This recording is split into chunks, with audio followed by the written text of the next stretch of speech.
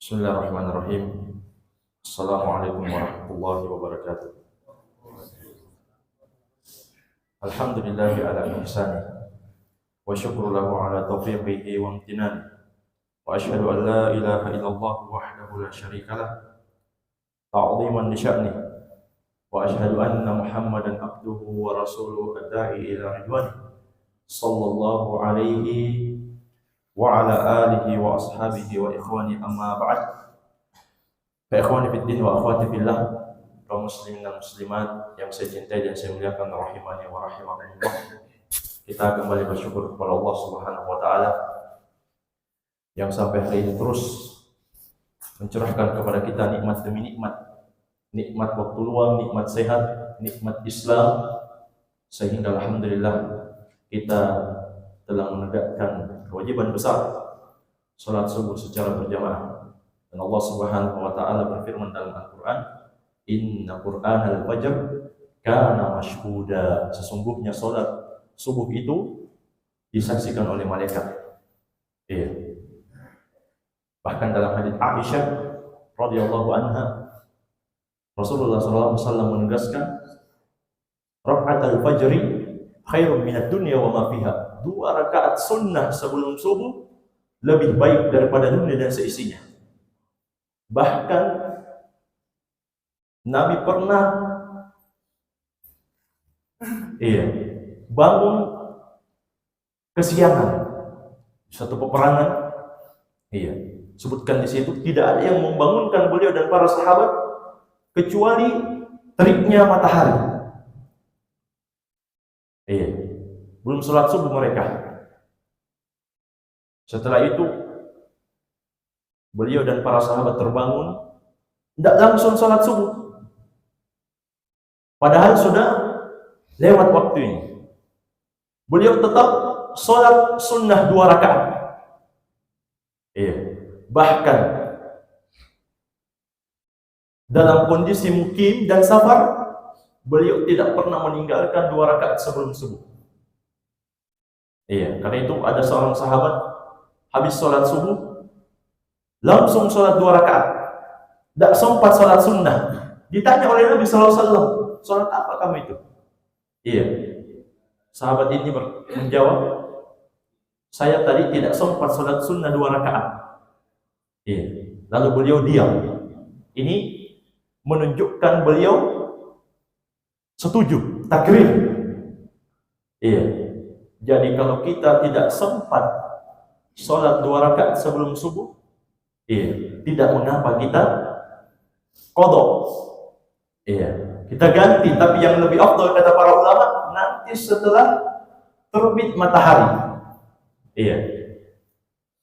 Nanti setelah terbit matahari, sehingga kita bisa sholat di luar waktu-waktu terlarang. Dan Allah, alhamdulillah, kita diberikan nikmat oleh Allah Subhanahu wa taala untuk sholat 2 rakaat sebelum subuh. Apalagi sholat wajibnya jamaah sekalian, tak perlu ditanya. Sholat sunnahnya saja seperti itu.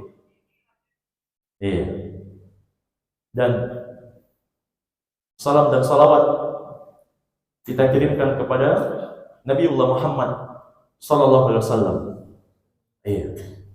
Allah Subhanahu wa taala berfirman, "Innallaha wa malaikatahu yusholluna 'alan nabi. Ya ayyuhalladzina amanu." Lanjutannya apa? Shallu 'alaihi wa sallimu taslima. Sesungguhnya Allah dan para malaikatnya bersalawat kepada Nabi. Wahai orang-orang yang beriman, sallu, salawatlah kalian, 'alaihi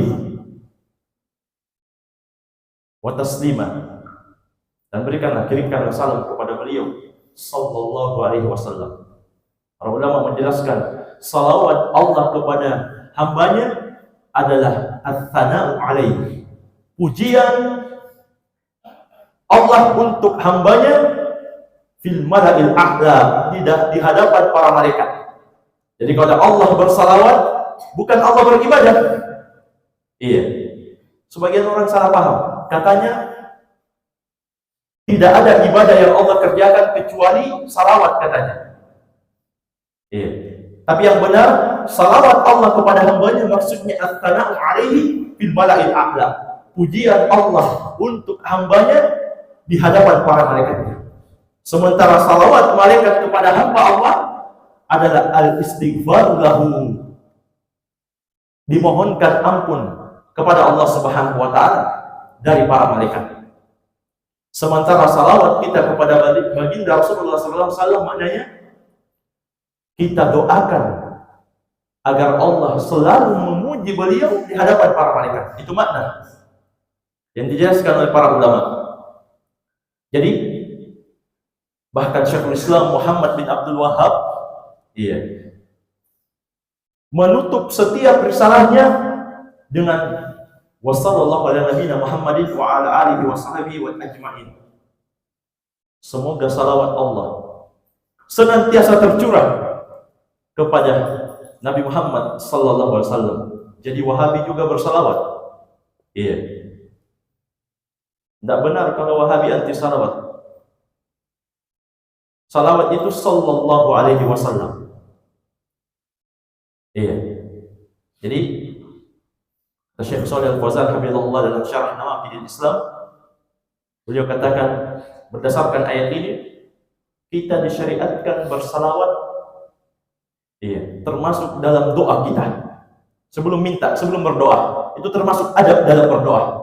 Bersalawat Allahumma sholli ala Muhammad wa ala ali Muhammad.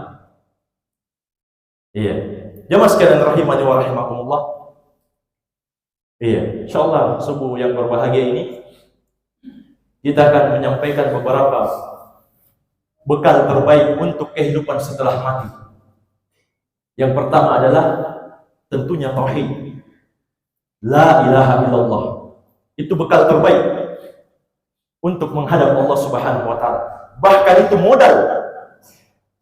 modal terbesar untuk menghadap Allah Subhanahu wa taala. La ilaha illallah.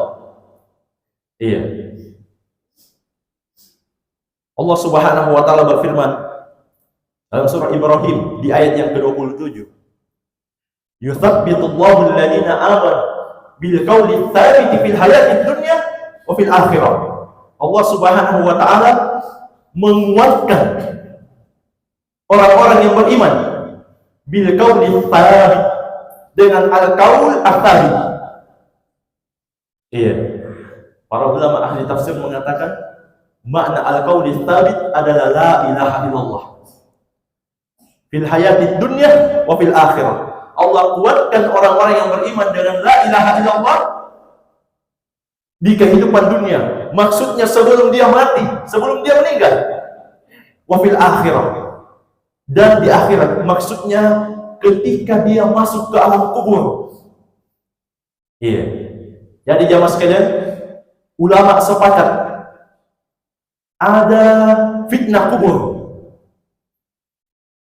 Bahkan Syekhul Islam Ibnu Taimiyah rahimahullah mengatakan fitnah kubur atau azab kubur menimpa ruh dan jasad. Tidak ada yang mengingkari azab kubur kecuali mubtadi, seperti Mu'tazilah dan yang berjalan di atas jalan mereka. Kenapa mereka menolak? Tidak sesuai akal. Subhanallah. Ini ahlul kalam, mubtadi. Jadi ulama sepakat ada azab kubur, ada nikmat kubur, dan itu menimpa ruh dan jasad. Karena itu tidak ada ruh gentayangan. Sudah wafat, sudah meninggal, bisa masuk ke tubuh orang yang masih hidup. Sampai bicara, saya ini nenekmu. Sudah lama kamu tidak ke makam. Sudah lama kamu tidak siram-siram kuburku. Tidak ada arwah gentayangan. Itu hanya tipu daya setan. Karena Allah Subhanahu wa taala sendiri yang menegaskan orang yang sudah meninggal tidak mungkin jalan-jalan ke dunia. Hatta idza jaa ahadahumul maut qala rabbi irji'un. Sampai ketika kematian mendatangi salah seorang di antara mereka, baru mereka sadar, minta kepada Allah, irji'un, tolong kembalikan saya ke dunia. Untuk apa jamaah sekalian? Iya, untuk jalan-jalan, untuk hura-hura, untuk bekerja, untuk wisata? Bukan. Lanjutkan ayatnya, la'alli a'malu shalihan fi ma tarak. Supaya saya bisa beramal soleh, memanfaatkan, menghabiskan waktu-waktu yang sudah saya sia-siakan dahulu. Minta dihidupkan lagi orang yang sudah meninggal. Tapi apa kata Allah? Kalla, sekali-sekali tidak. Innaha huwa kalimatun qailuha. Innama huwa kalimatun huwa qailuha. Iya. Kalla innaha kalimatun huwa qailuha wa min waraihim barzakhun ila yaumi yub'atsun. Sekali-sekali tidak. Itu hanyalah permintaan belaka. Tidak mungkin Allah kabulkan. Dan di hadapan mereka ada barzakh. Apa itu barzakh? Jamaah sekalian, dinding, benteng, tembok yang akan menghalangi si mayit untuk kembali ke dunia. Iya. Tidak ada rupa gentayangan. Bisa jalan-jalan. Tidak mungkin jamaah sekalian. Sampai kapan di alam barzakh? Iya. Ila yaumi yub'atsun, sampai mereka dibangkitkan. Tidak mungkin. Tapi Ustaz, ada yang lihat dia. Iya. Di hari 40-nya, duduk-duduk depan rumahnya. Iya. Apa dia bikin? Main kartu, Ustaz. Sama dulu kebiasaannya waktu hidup. Iya. Bagaimana ini kita jawab? Kita jawab, itu setan yang berusaha mempermainkan manusia sehingga manusia tersesat. Iya, takut. Akhirnya tidak jadi sholat malam. Dia bangun jam 2 malam, ada dia dengar suara-suara, jangan bilang tidak jadi, lanjut tidur. Kenapa jamaah sekalian? Terlalu banyak nonton film. Iya.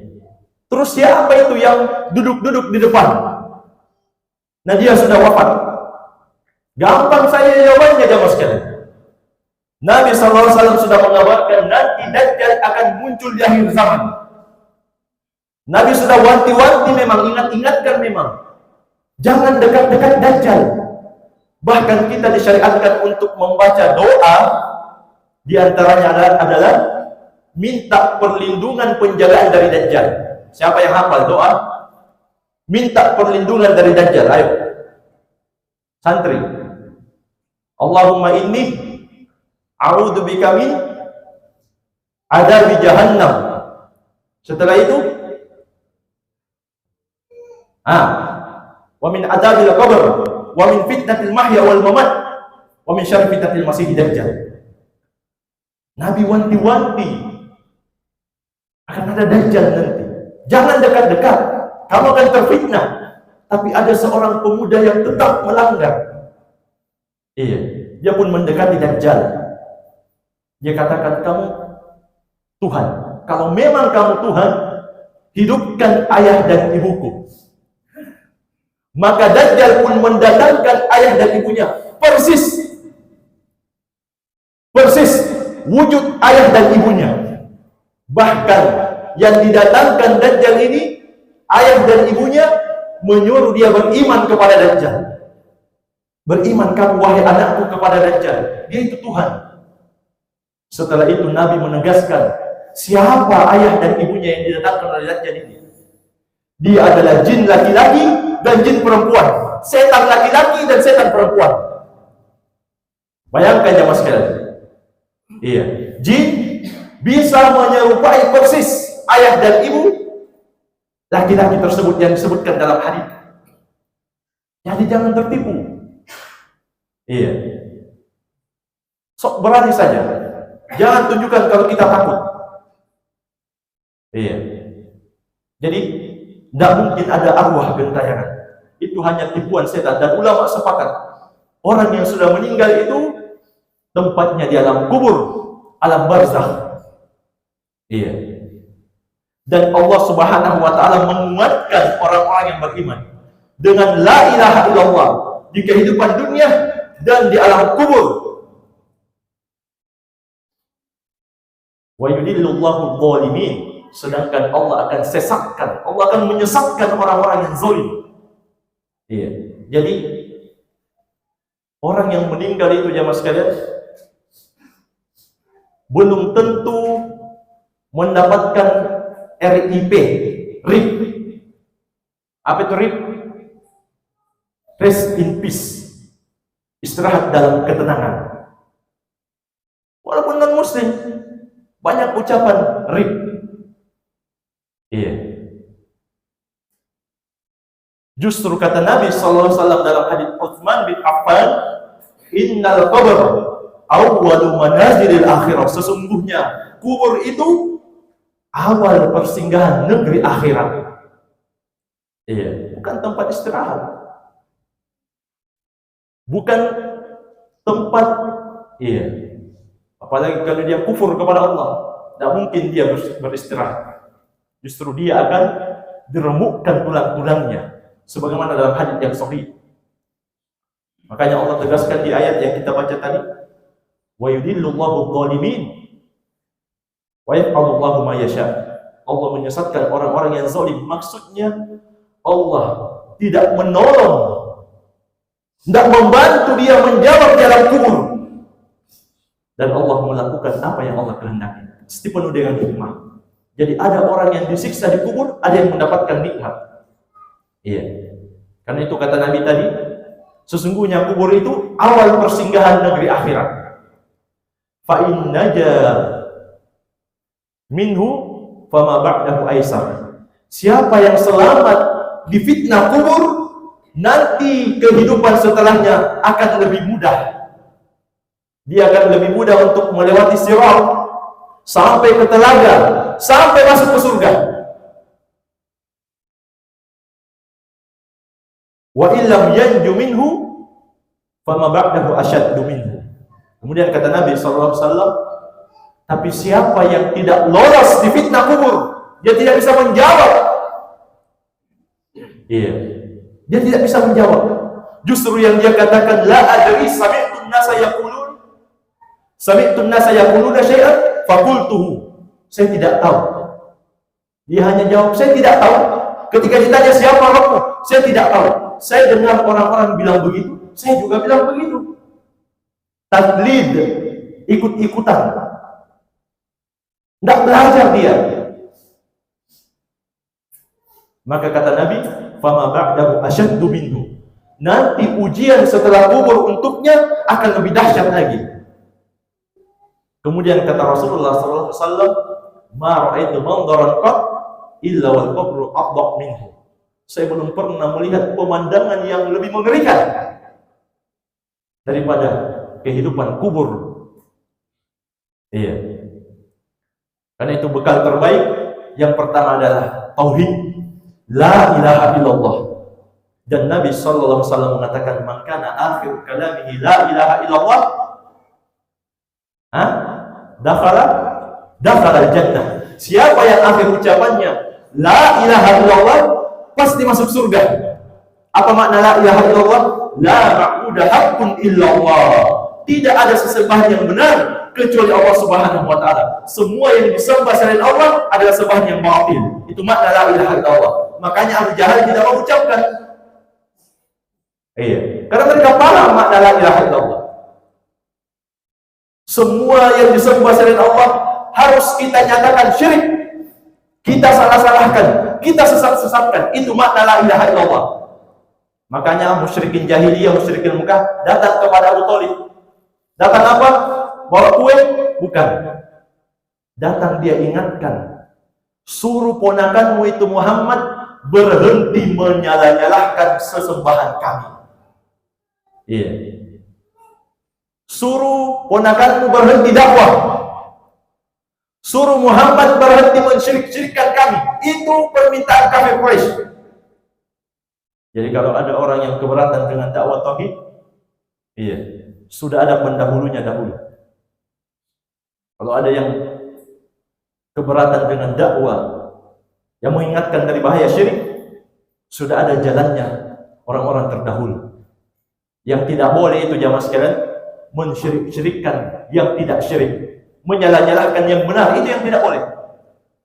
Jadi ini bekal yang pertama. Bekal yang kedua, ittiba'us sunnah, ikut sunnah, beribadah di atas dalil. Dalam hadits Al-Bukhari, dalam hadits Al-Bukhari dari Abu Hurairah radhiyallahu anhu, Rasulullah SAW mengatakan, kullu ummati yadkhuluna al-jannata illa man aba. Semua umatku akan masuk surga kecuali yang tidak mau. Faqila ya Rasulullah, wa man ya'ba? Maka sahabat heran, siapa yang tidak mau ya Rasulullah? Maka beliau mengatakan, man ata'ani dakhala al-jannah wa man asani faqad aba. Siapa yang mentaatiku dia masuk surga, dan siapa yang bermaksiat kepadaku sungguh dia yang tidak mau. Ini dia mas sekalian.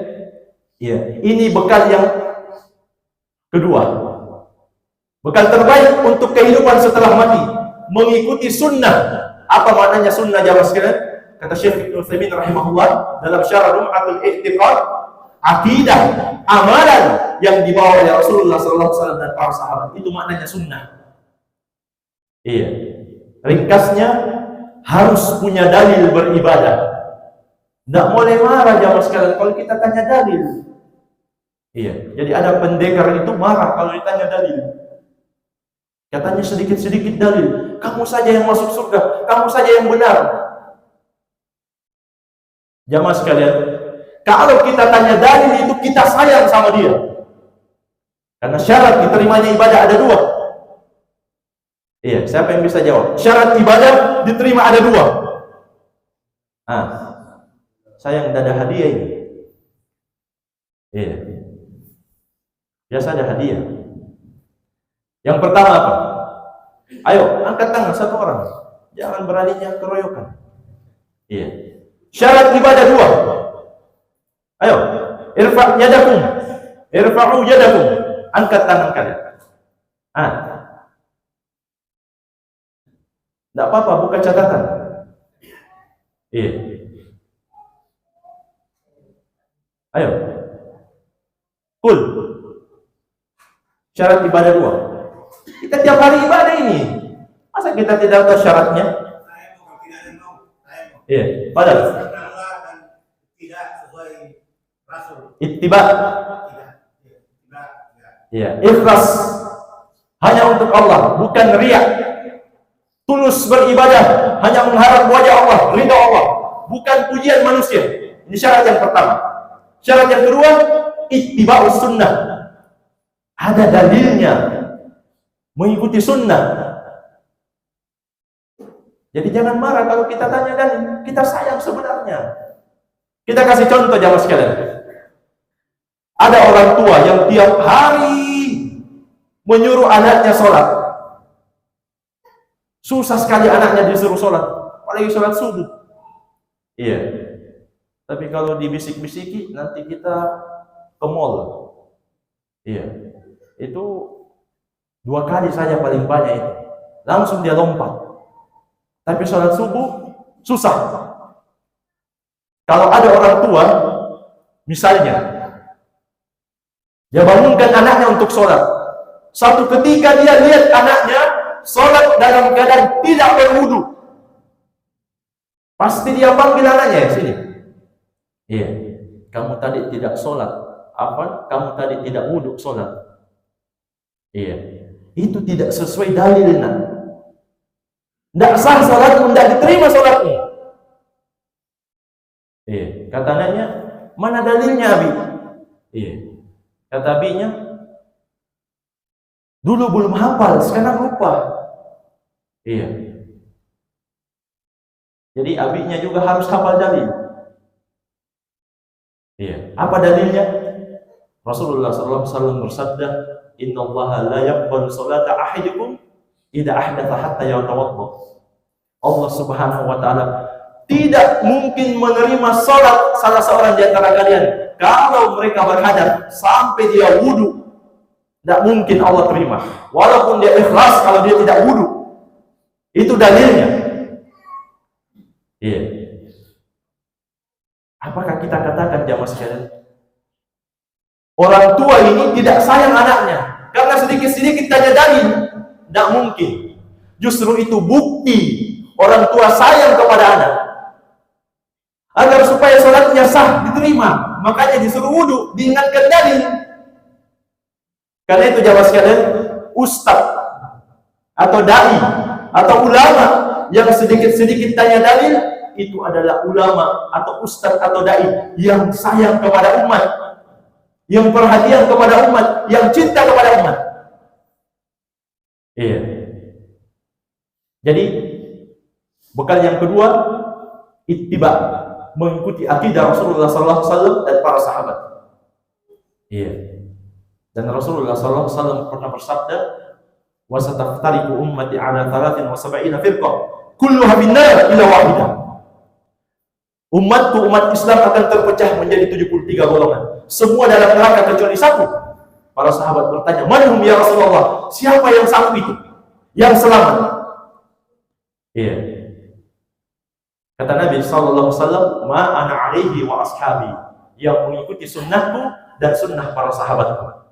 Iya. Dari sinilah para ulama mengambil nama untuk orang-orang yang mengikuti Rasulullah SAW dan para sahabat sebagai firqatun najiyah, kelompok yang selamat. Iya. Dari sini, dari hadits ini.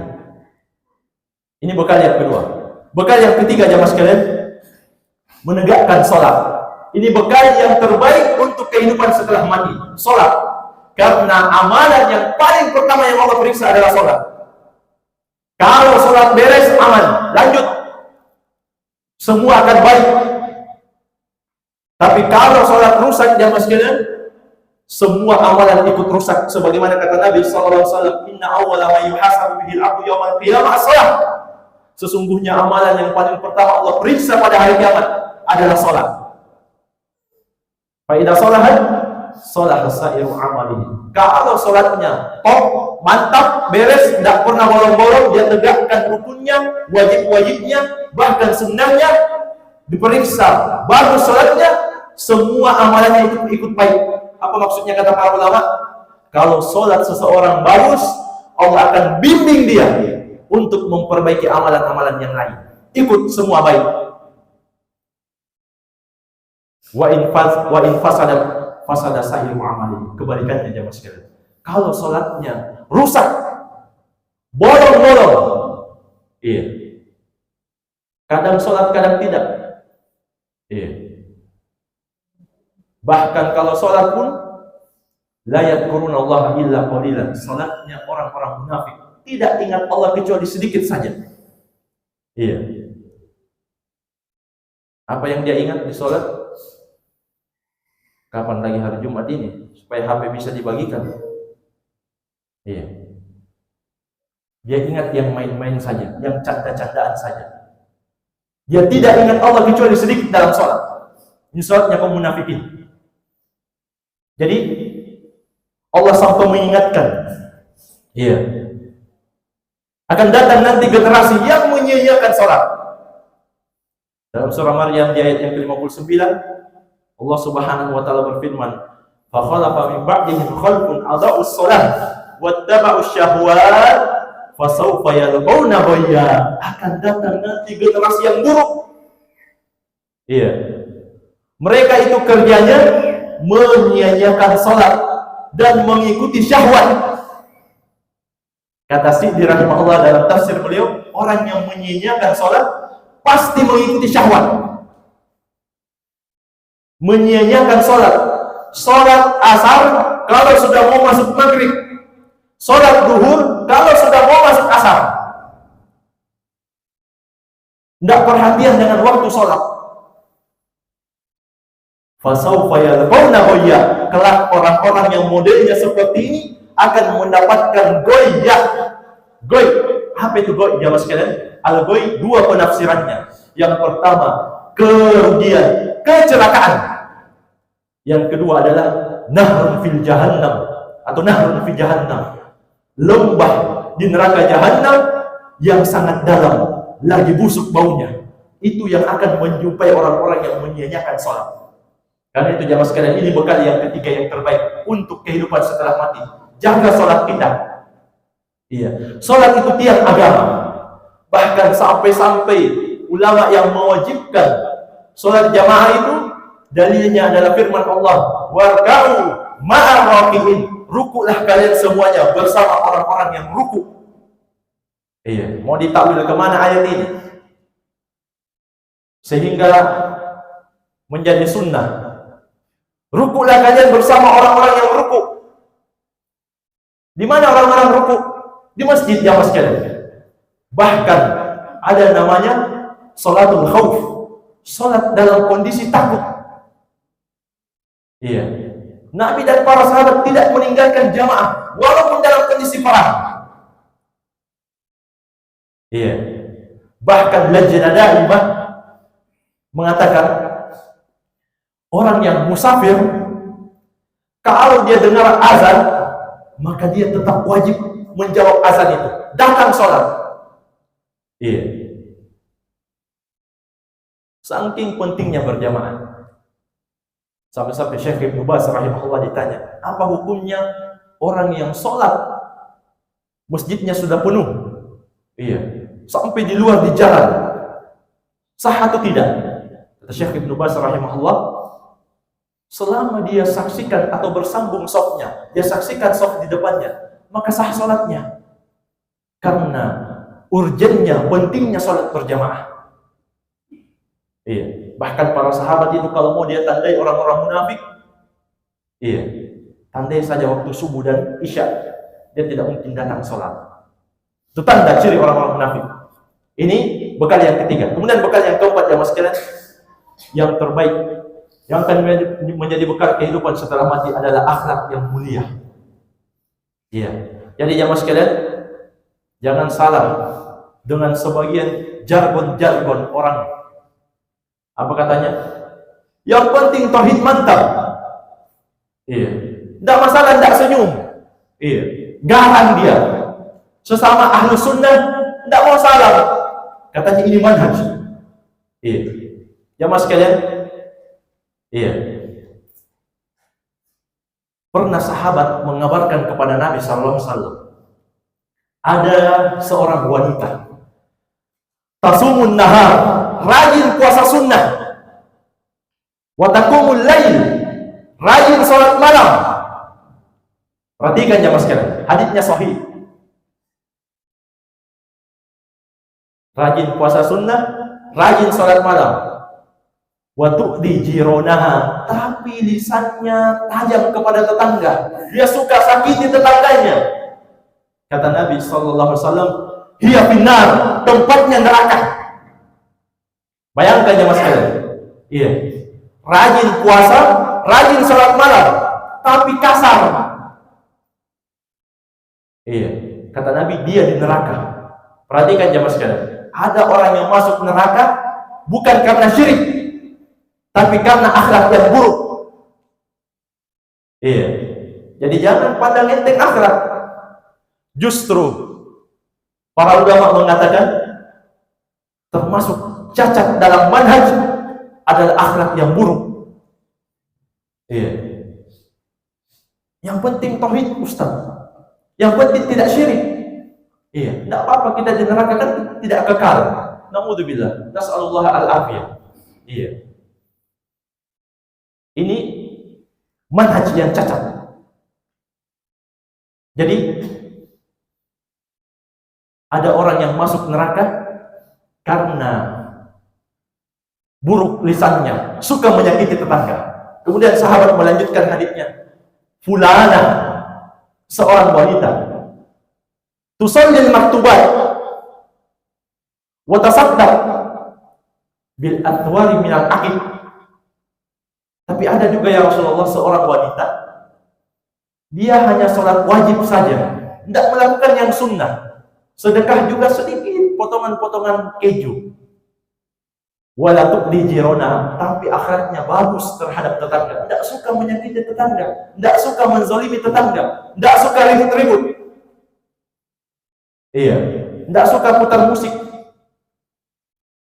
Iya, kita sudah mau tidur dia ribut.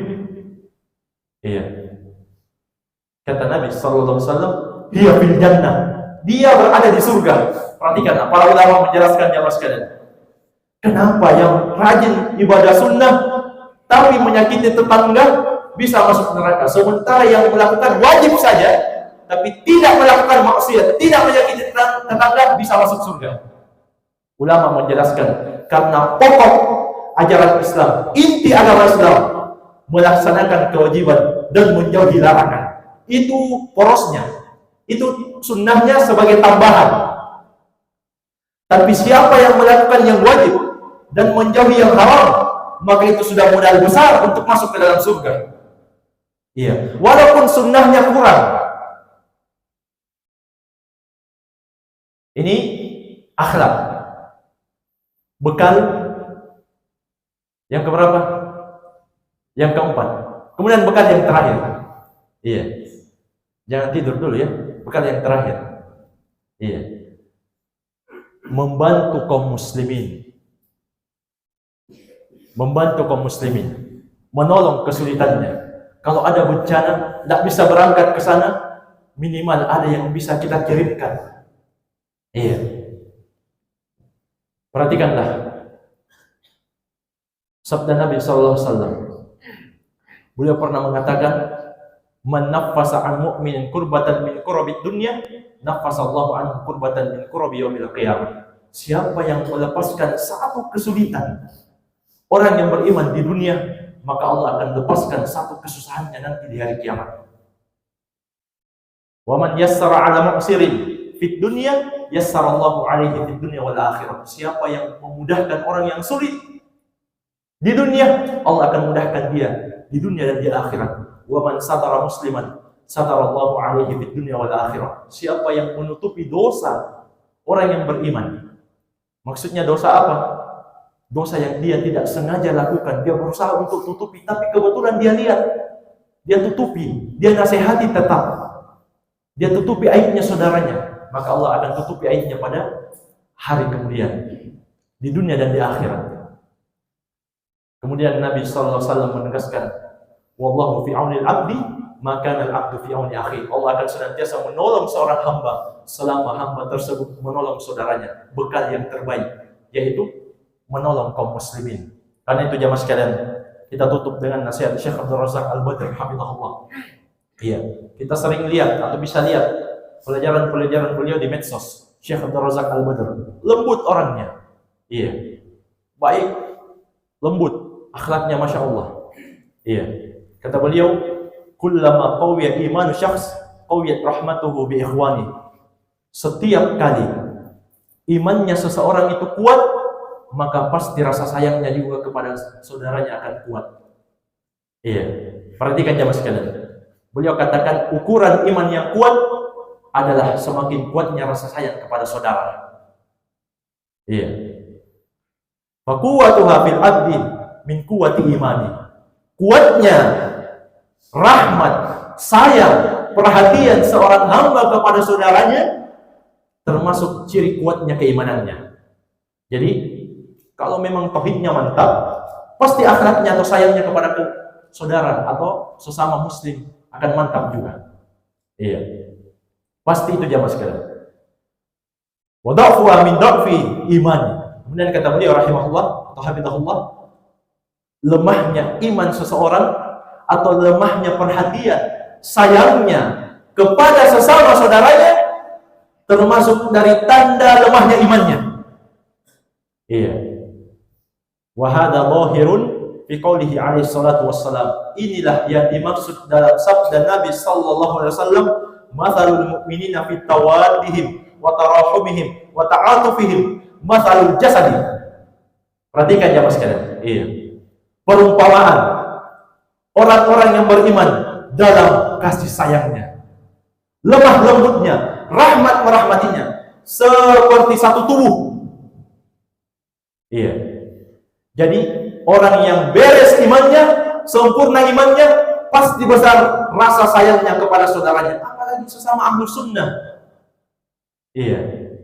Harus lebih besar rasa sayang kita kepada sesama ahlu sunnah. Iya. Perbedaan mungkin ada, Tapi selama perbedaan itu muktabar, dianggap di tengah ulama fikih, maka tidak mengapa kita berbeda. Iya. Yang satu bilang, la sholata liman lam yaqra bi Fatihil kitab.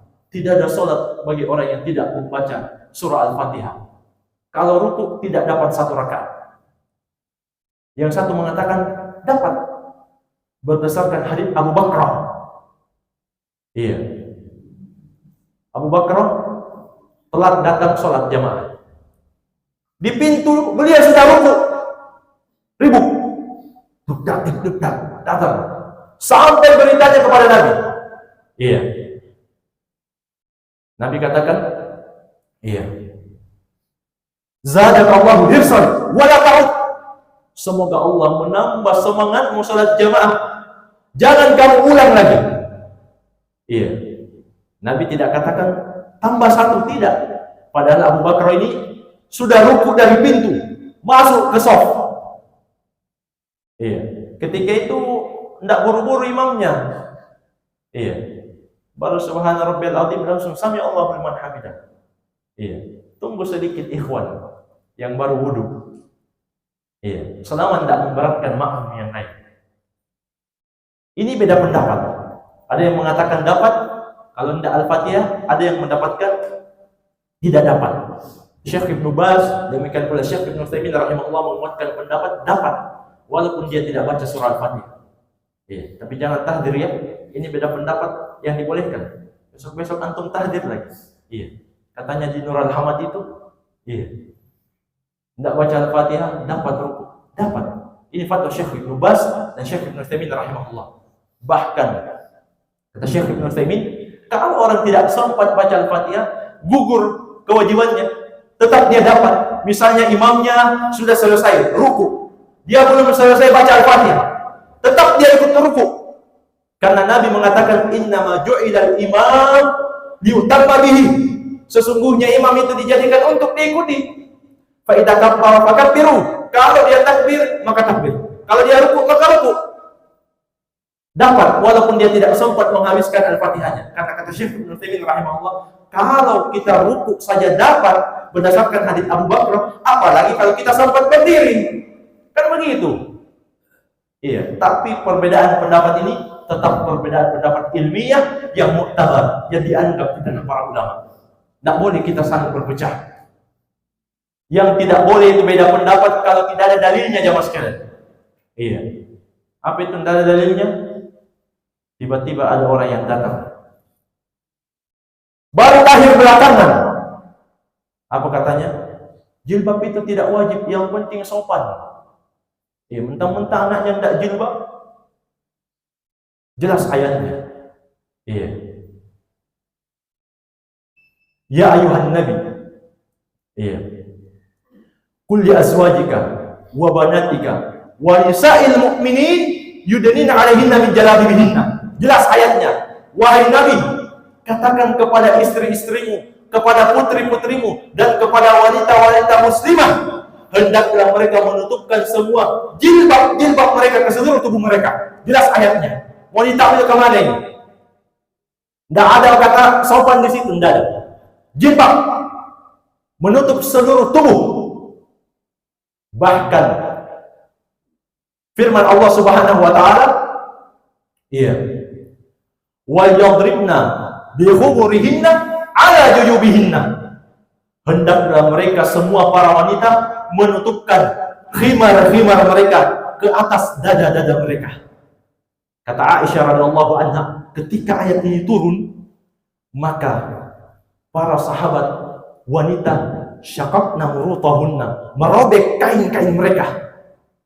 Fakhtabarna biha, mereka melakukan ikhtimar dengan kain tersebut. Apa makna ikhtimar, jamaah sekalian? Kata Al-Hafidz Ibnu Hajar Asy-Syafi'i, ini Syafi'i. Perhatikan Syafi'iyah. Iya.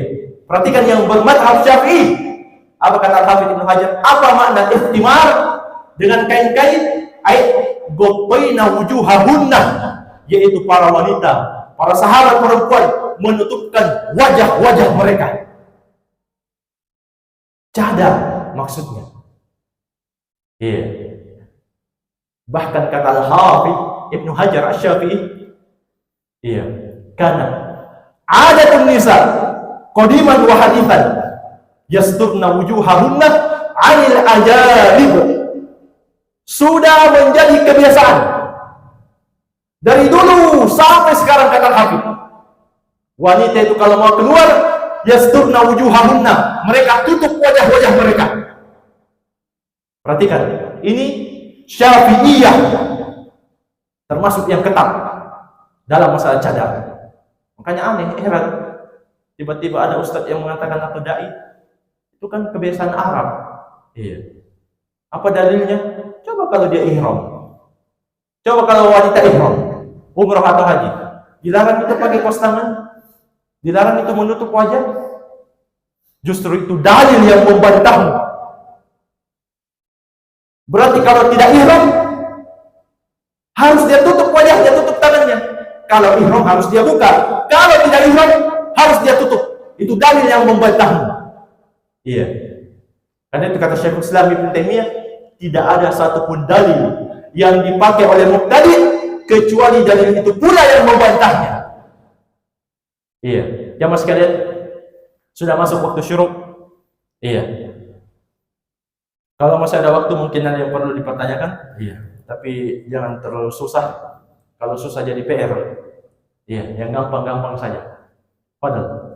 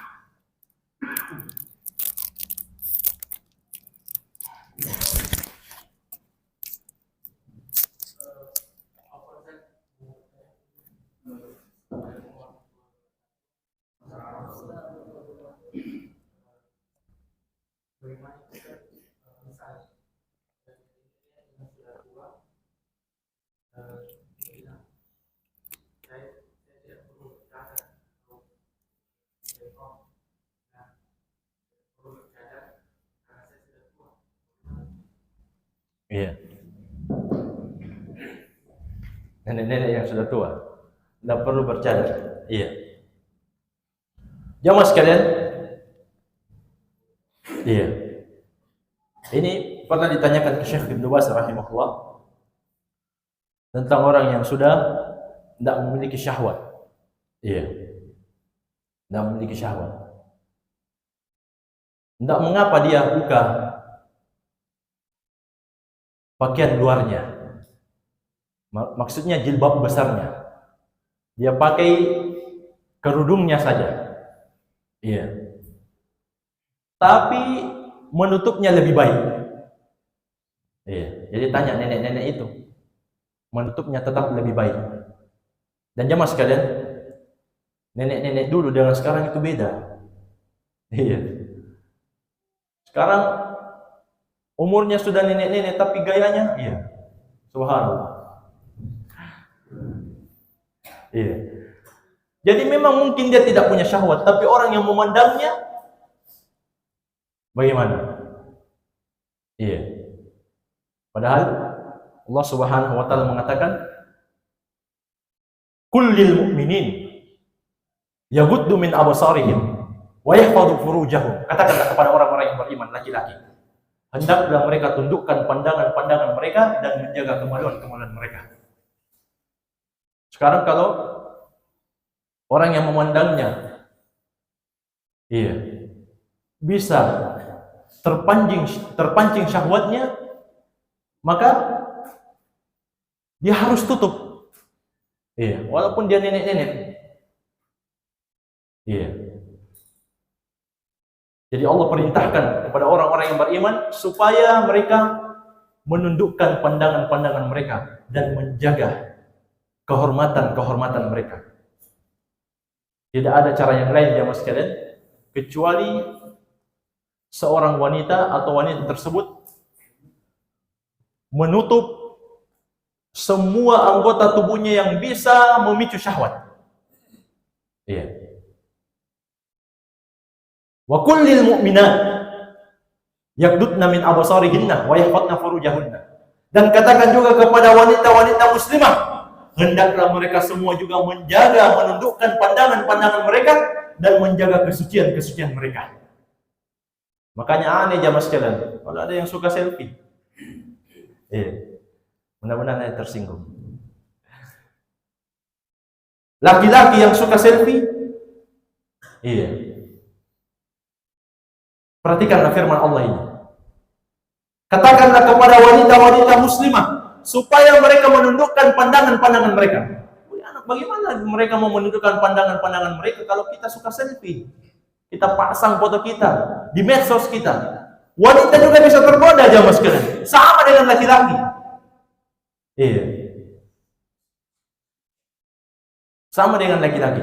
Makanya video-video ceramah ustadz itu cukup didengar suaranya saja. Jangan dinonton. Ini kalau dia perempuan. Apalagi ustadznya anak muda. Ustadznya anak muda belum nikah lagi. Belum nikah maksudnya yang kedua, sudah yang pertama. Jadi bahkan Lajnah Daimah pernah ditanya, apa hukumnya foto gambar bernyawa? Kata Lajnah Daimah, tidak dibolehkan kecuali darurat, KTP, paspor, dan lain-lain. Itu saja yang boleh. Untuk menutup semua yang bisa mengantarkan kepada zina. Termasuk tadi. Kalau ada orang yang tua dipandang masih bisa menimbulkan syahwat, maka harus dia tutup. Karena maksud pensyariatan jilbab agar supaya seorang laki-laki selamat dari fitnah wanita. Dan Nabi sallallahu alaihi wasallam mengatakan, "Ma taraktu fitnatan asyadda 'ala rijal min fitnatin nisa." Saya tidak pernah meninggalkan satu fitnah yang lebih dahsyat untuk para laki-laki melebihi fitnah wanita. Hati-hati jamaah sekalian, fitnah wanita. Kurang agama, kurang akal, tapi bisa merusak laki-laki yang full akalnya. Coba coba buktikan sendiri. Bukan antum yang buktikan, maksudnya saksikan di luar. Saksikan. Ini mungkin jawabannya secara ringkas, wallahu a'lam. Ada yang lain atau cukup?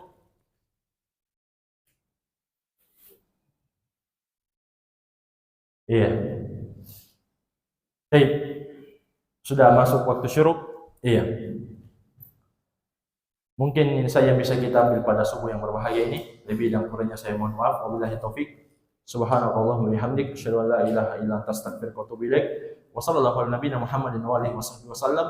Wa akhiru da'wana alhamdulillahirabbil alamin. Wassalamualaikum warahmatullahi wabarakatuh.